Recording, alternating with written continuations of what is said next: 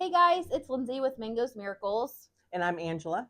And this is our very first podcast. So we are winging it. We're going to give it our best go and hope that this really takes off. Our goal with this podcast is to be fun and educational. And so we're going to start by just going over a little bit about Mango's. We are a relatively new rescue. We started in 2022 and we're very small. There's lots of other organizations local to us and in surrounding areas that are a lot bigger, but we are way, way smaller. So we're foster based. We do have a small building. As you can see, if you can see, we have a special guest here with us. And so we're able to house 8 to 10 cats at our building, but the rest of them are in foster. And so, for example, right now we have like 70 animals in our care. And we don't have just cats and dogs. We also have some reptiles. So, like at my house, I have three foster bearded dragons.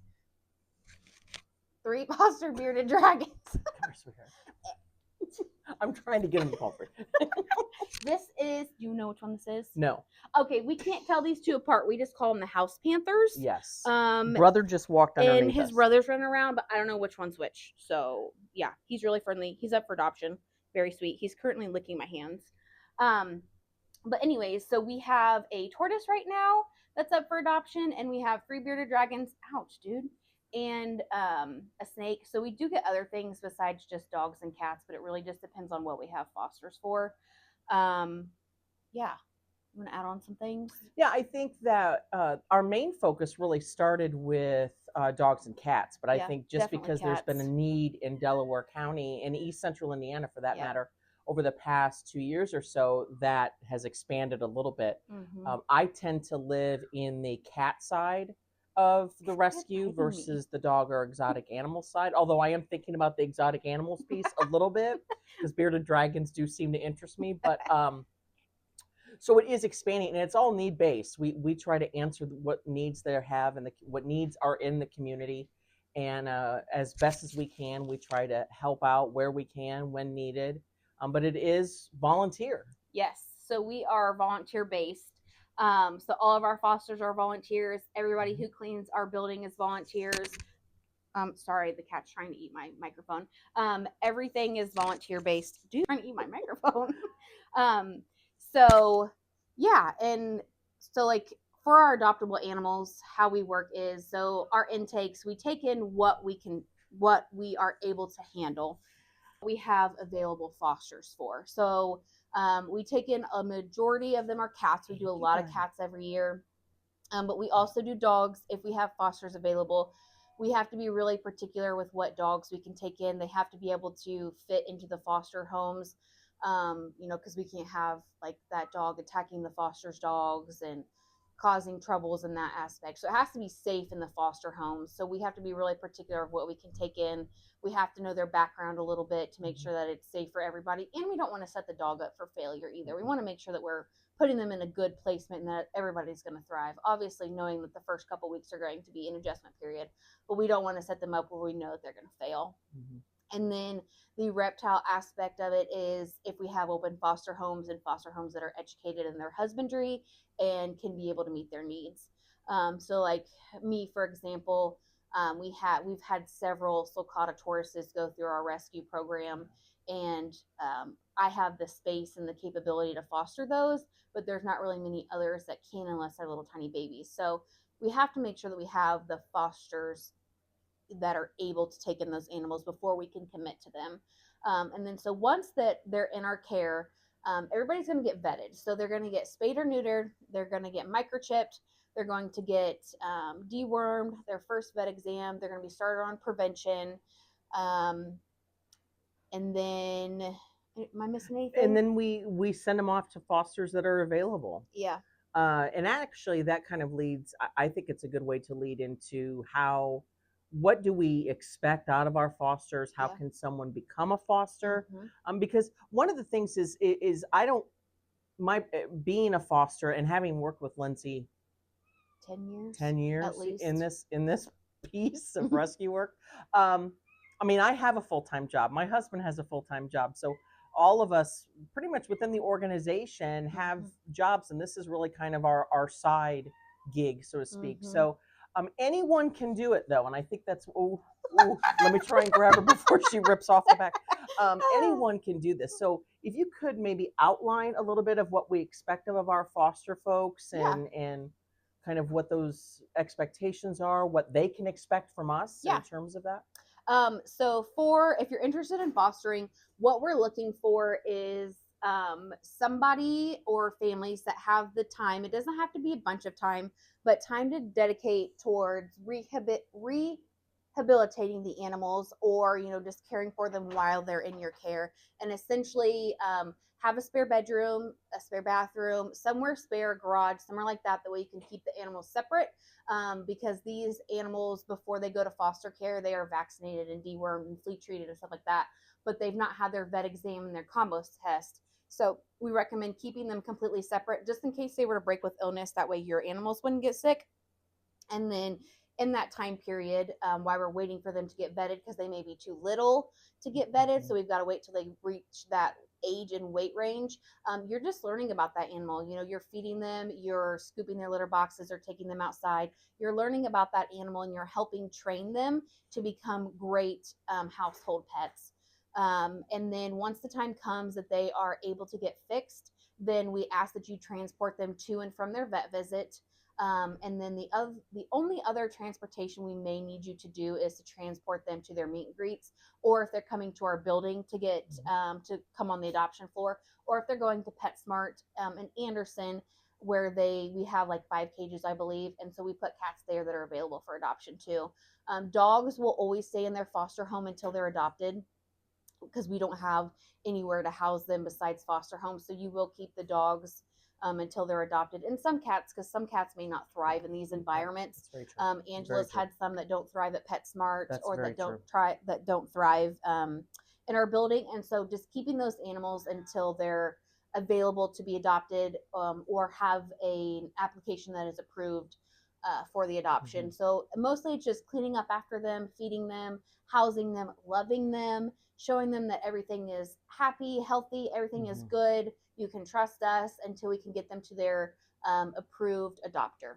And I think that's one of the things too that takes a little while to get used to, is when we first take in a cat or a dog, there is a period of time where they're still so scared or unsure.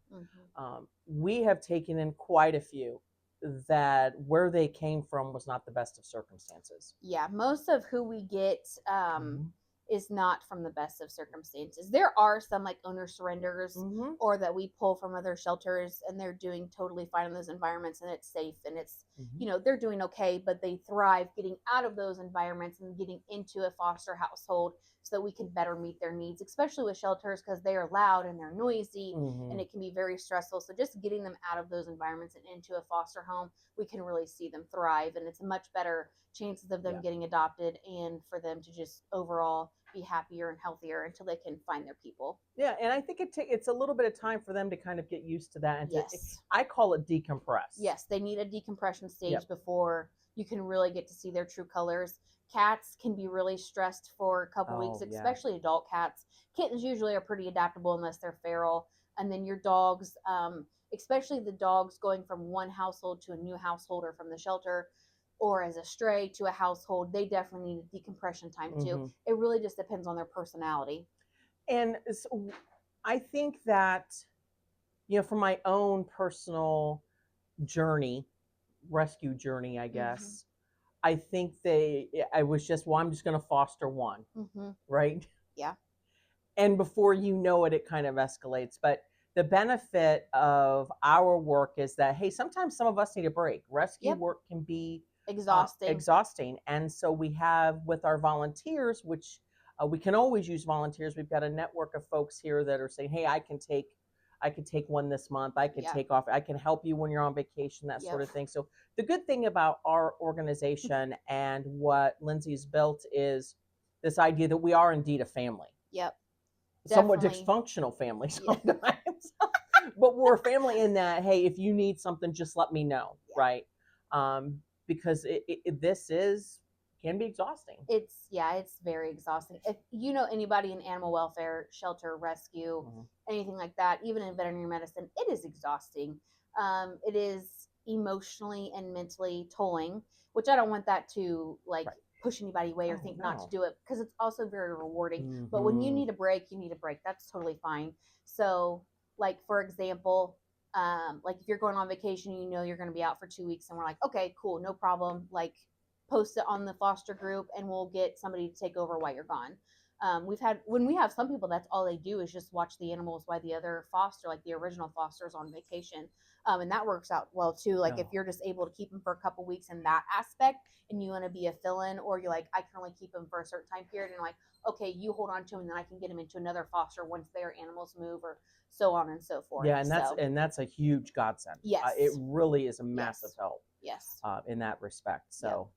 So in terms of volunteers, we talk a little bit about this foster piece, but I think that it takes more than just the fosters to kind of make the organization go. Yes. So we need, and we have currently, thankfully, we have volunteers that help with adoption events.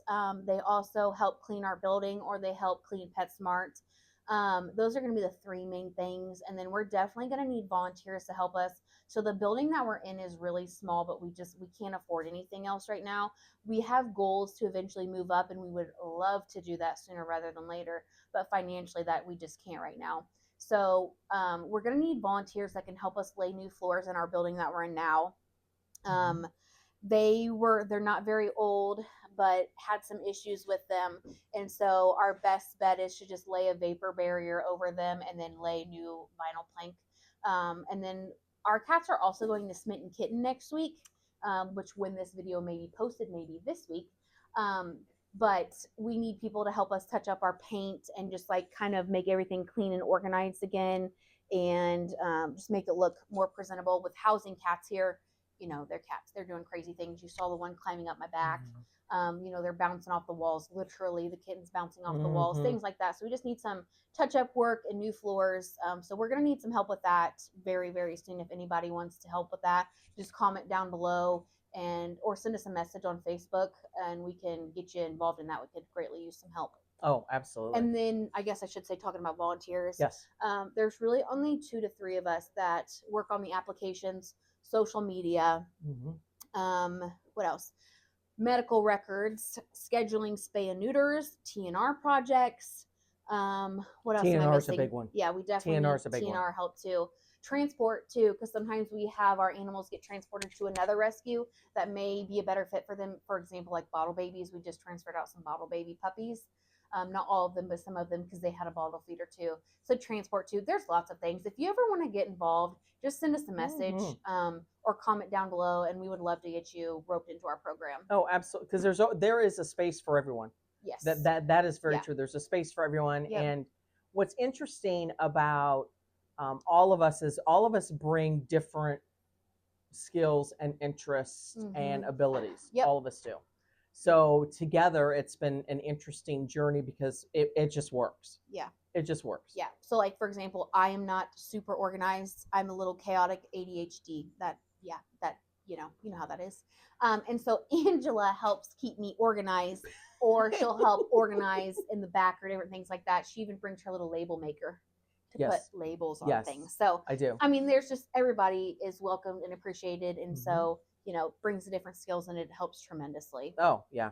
Beyond. Yes. And I think too, just it's so hard where we are at this point overall. And I think sometimes things in our society get forgotten a little bit. Yeah. And I think oftentimes people may walk by, or they see an animal or that's in need. And, you know, it's really about, we can't help all of them. And that's true. Yeah. We can't but we help can help all the of ones them. we know about. Yes. And even if we can't help them, we send you a list of other resources to help. Absolutely. For example, like if you have a dog that would not be a good fit for our program because we don't have a foster for them, we'll say, hey, try these to see if maybe they have resources or they're a better fit. And then we've also connected people with like low cost spay and neuter, Yep. Different things like that. And we try our damnedest to do as much as we Yes. can, but we literally can only do so much with what we have. We could grow if we had more finances and we had more fosters. Yes. But we're small, and so we do what we can with what we can as much as we can. And so we stretch every penny, every dollar. We're stretching as far as we can, but also making sure that those animals get the care that they need too. So we are trying as hard as we can and do our damnedest to do our best. Like that is our goal, is to do the best that we can and show up for these animals and provide for them and make sure that they never end up in situations that they were in before. Mm-hmm. That's right. And one of the things too is that this kind of feels like a downtime for a lot of organizations and for a lot of efforts, because it's the end of the holidays. It feels like a slow period. We are a little slower than normal, but I'm gonna have to agree to disagree. But we just took in about 17. We're getting ready to take in a bunch of others. Yeah. But there are periods where kitten season is just around the corner. Oh yeah. So what are some of the things? When we say kitten season, that's usually mid to late spring for us. So what do you, in terms of our immediate needs, what would you say those are? Probably definitely more fosters. Okay. I would say definitely more fosters is going to be the biggest need, because the more fosters that we have and donations, the more fosters and donors that we have, the more that we can do for kitten season. Mm-hmm. And usually you'll see us post on our Facebook page that we need cat litter and cat food and canned cat food, stuff like that. But honestly, the biggest need is going to be fosters and donations, because those donations also help us vet those animals that they need with dewormer, flea treatment, all the things that we need to be able to provide for those animals. Yep. And kitten season. Someone's dropping off someone's dropping off donations as we speak. Yes. So that's why we're looking out the window. Thank you. And then adopters too, definitely adopters. Right, adopters. So what we look for in adopters is, we don't care if you rent or own your home. We just ask that your landlord allows animals. That way you don't message us a week later and be like, hey, my landlord found out and I need to come pick up this cat. We just ask that your housing complex, wherever you might be, allows pets, and that you have a vet reference. If you have never had a vet before, no problem.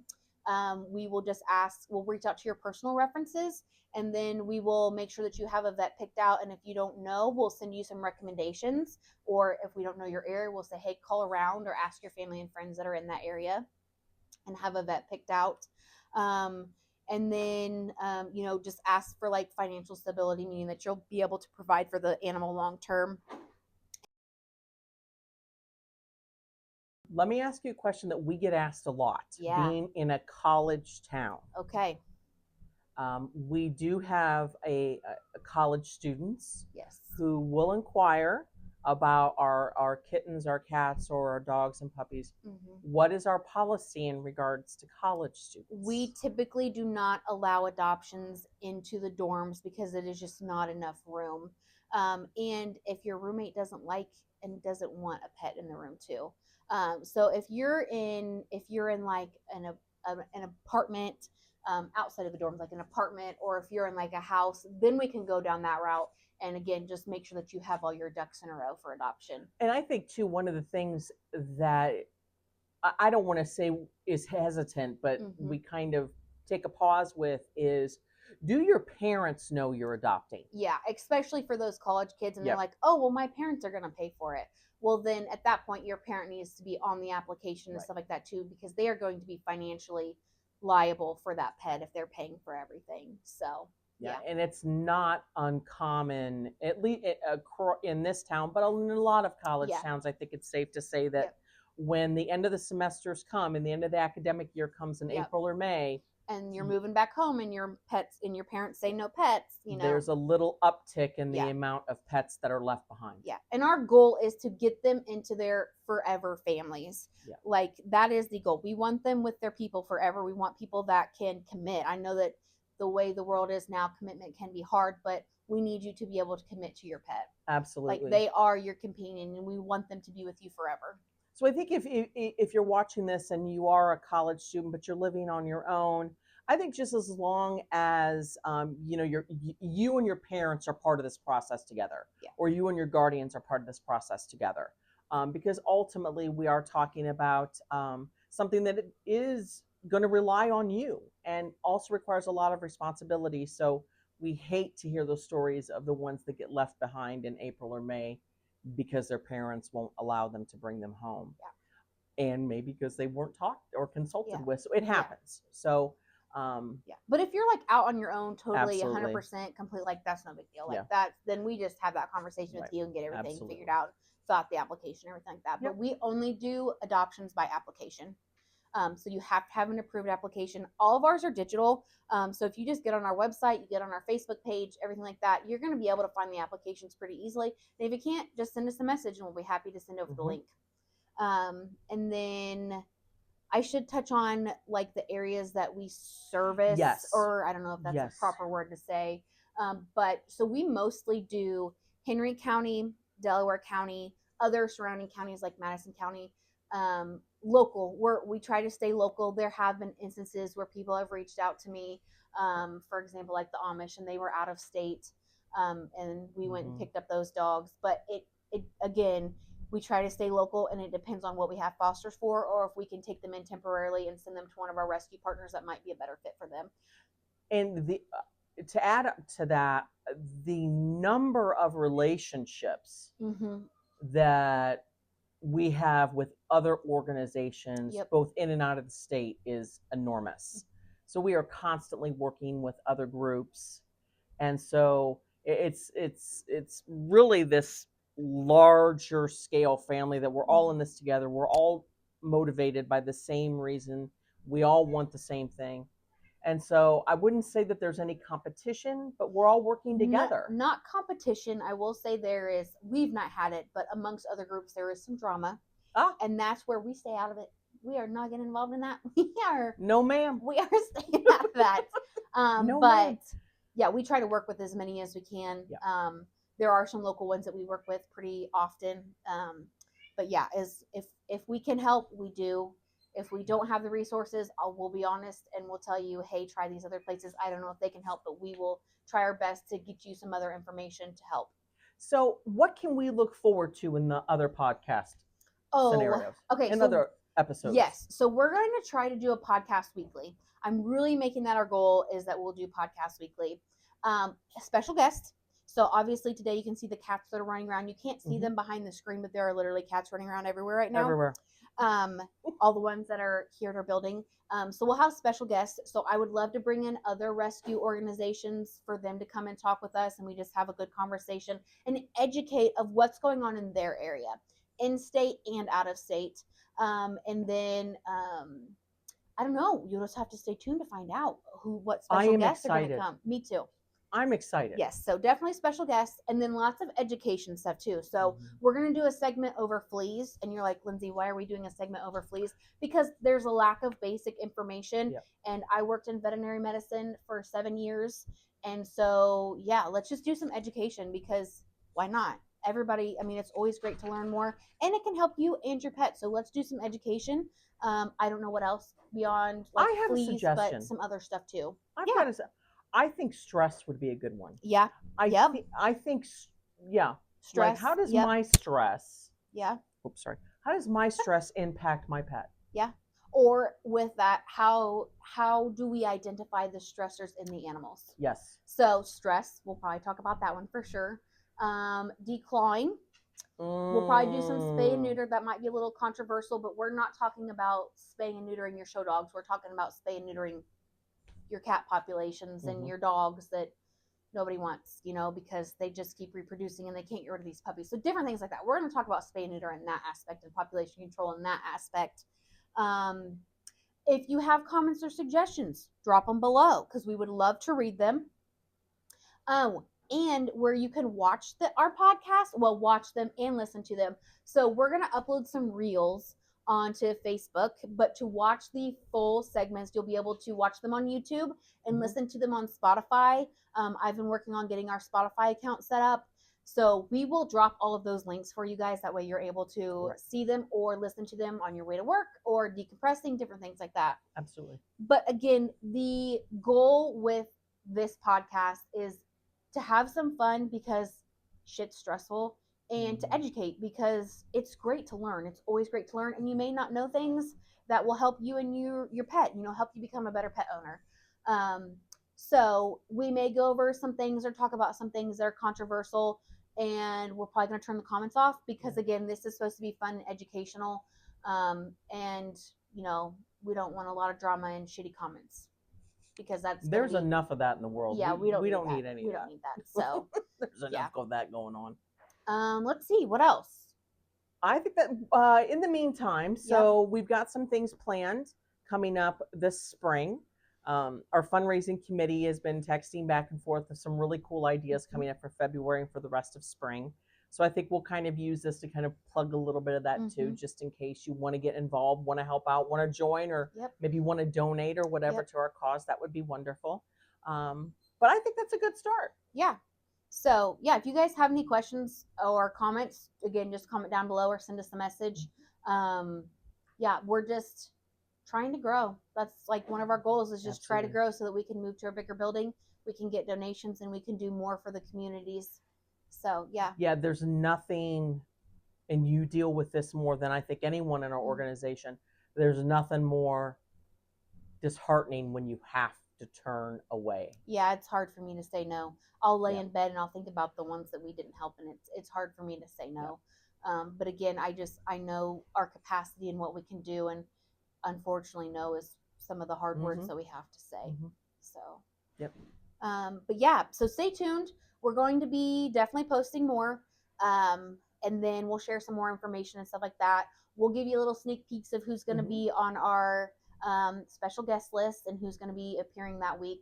And if you have anybody or know anybody that might want to join, comment below or tag them or have them send us a message, or you send us a message. We would love to connect and bring in some of our partners from out of state that may specialize in certain things, neonates or bullies or different things like that.